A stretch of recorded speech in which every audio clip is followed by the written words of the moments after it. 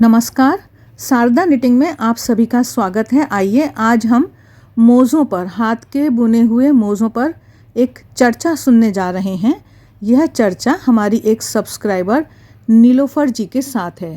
हो सकता है आप भी इस तरह की किसी समस्या से जूझ रहे हों या आपके पास इस समस्या का कोई समाधान हो। तो यदि आपके पास इस समस्या का कोई समाधान है तो कमेंट बॉक्स में कमेंट करके ज़रूर बताइएगा। नमस्कार, कैसी हैं आप? कुछ सॉक्स की बात करना चाहती हूँ। बात यह है कि वूल जो है, ऊन हमेशा सबको मालूम है कि थोड़ी स्ट्रेचेबल होती है। स्वेटर पहनने के बाद में खुल जाता है ना, हम सब जानते हैं अच्छी तरह से।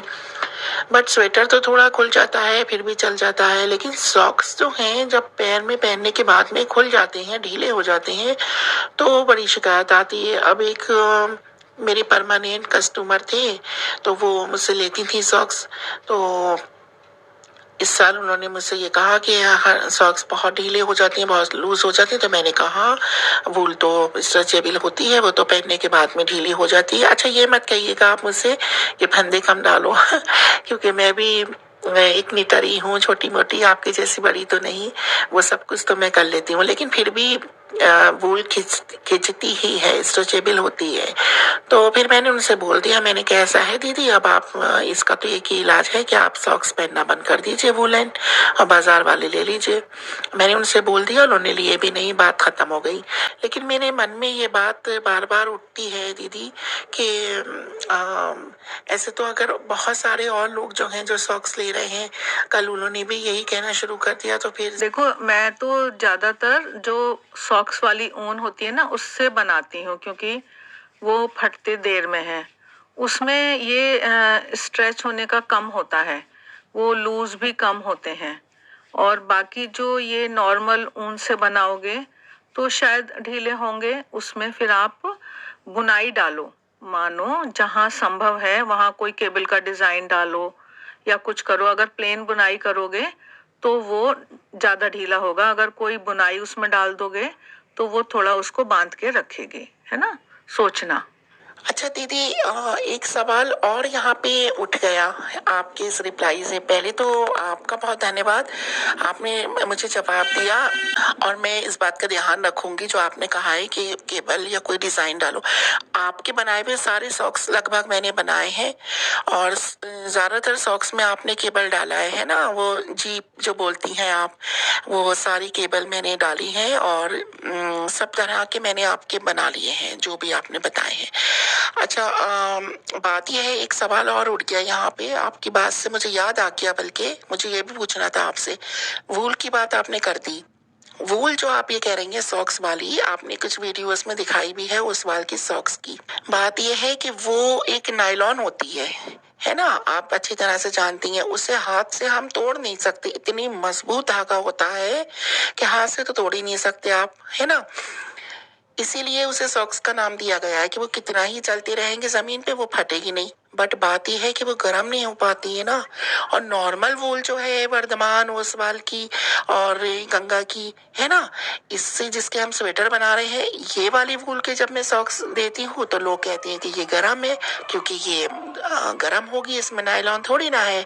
तो इसके लिए तो मैंने बोल दिया है, ये ऑप्शन दे दिया है कि भाई अगर आप चाहते हैं कि लंबे टाइम तक आपका सॉक्स चलता रहे तो फिर आप नायलॉन के पहनिए, और अगर आप ये चाहते हैं कि वार्म रहे, सॉफ्ट रहे, तो फिर ये है कि एक ही सीजन के हो जाए सॉक्स। अच्छा, फिर एक बात ये है कि सॉक्स की बहुत बातें हैं, मैं कितनी बातें आपको बताऊं।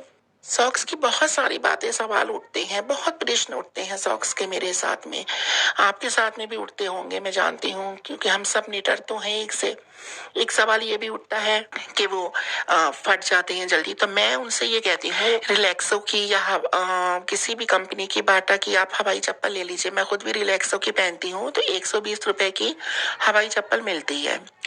अगर 150 रुपए की भी लें या 200 रुपए की भी कोई भी हवाई चप्पल लेंगे हम मार्केट से, 2 महीने के बाद में चप्पल फिसलना शुरू हो जाती है, बहुत बढ़िया तरह से। कोई चप्पल ऐसी नहीं है जो 1 साल तक हवाई चप्पल चले। सॉक्स तो आप एक सीजन तो तुम्हारा पूरा चल ही जाएगा, दिसंबर से लेके फरवरी तक पहन लोगी। तो ये वाली सारी बातें हैं। और फिर किसी नए सवाल के साथ आपके सामने आती हूँ। बहुत बहुत धन्यवाद आपका कि आप मेरा मार्गदर्शन करती हैं। और चलते चलते और बता दीजिएगा कि वहाँ पे सर्दी कैसी पड़ रही है दीदी?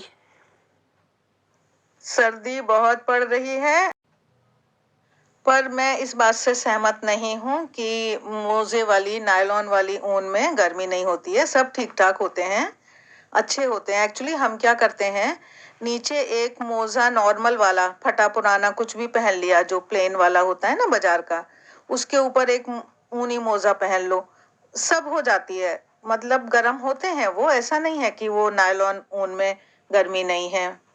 सॉफ्टनेस थोड़ी कम हो सकती है, ये मैं मानती हूँ। इस समस्या के समाधान के लिए मैं जो आपको राय दे सकती हूँ, नंबर 1, जैसे ये मैं दिखा रही हूँ, ये मोजे वाली ऊन है, इसमें खिंचाव थोड़ा ज़्यादा होता है नायलॉन की वजह से। एक तो ये बात है। हाँ, सॉफ्टनेस थोड़ी सी कम होती है। तो आप फंदे कम डालेंगे, वो आप अपनी साइज़ के हिसाब से कम की तरफ फंदे डालें। ऊपर का बॉर्डर ये 2 सीधे 2 उल्टे का बनाएं, एक सीधे एक उल्टे का बॉर्डर जल्दी ढीला सा हो जाता है, तो इस तरह का बॉर्डर आप बनाएं। लेकिन फंदे यहाँ नॉर्मल हैं, कम की तरफ हैं, लेकिन ये वाली किनारी टाइट ना हो जाए, इसलिए डबल ऊन से थोड़ी सी 1 नंबर 2 नंबर मोटी सलाई पर फंदे डालें। उसके बाद आप पतली सलाई पर बुनाई करें। यहाँ तक पहुँच गए हम। उसके बाद ये इस तरह की कोई बुनाई डाल सकते हैं, बुनाई से भी ये लूज़ होने की इसकी संभावनाएं कम होती हैं। अगर इस तरह की बुनाई डालेंगे तो गर्म भी बहुत रहता है और ये लूज़ भी नहीं होता है। उसके बाद ऊपर के हिस्से के बाद जहाँ भी आपका पैर शुरू हो रहा है, वहाँ पर आप इस तरह से जाली डाल सकते हैं, इसमें डोरी डाली जा सकती है। इससे भी ढीलेपन की समस्या का समाधान होता है। आगे हम जो भी हमारा साइज़ है उसके हिसाब से हम बुनाई करेंगे। सलाई बहुत ज़्यादा लूज़ वाली ना लगाएं, सलाई थोड़े से टाइट की तरफ जो हो बुनाई उसी को यूज़ करें। तो इससे हम बेहतरीन मोज़े बना सकते हैं और हम लोग बहुत अच्छे मोज़े बना रहे हैं, बिक्री कर रहे हैं, लोगों को पसंद आ रहे हैं।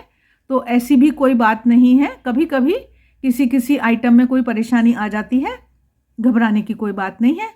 तो नीलोफर जी, आशा है आपको कुछ और सुझाव भी मिल गए हैं, और बाकी सुझाव हम आशा करते हैं कि जो भी व्यूअर्स हैं, जो भी इस वीडियो को देख रहे हैं, वो भी अपने अपने सुझाव ज़रूर शेयर करेंगे। तो आज के लिए बस इतना ही, मिलते हैं फिर। तब तक देखते रहिए शारदा निटिंग चैनल के बेहतरीन बुनाई और क्रोशिया के वीडियोस। आप सभी के प्यार व सहयोग के लिए बहुत बहुत धन्यवाद। बुनाई के शौकीन हैं तो चैनल सब्सक्राइब ज़रूर करें।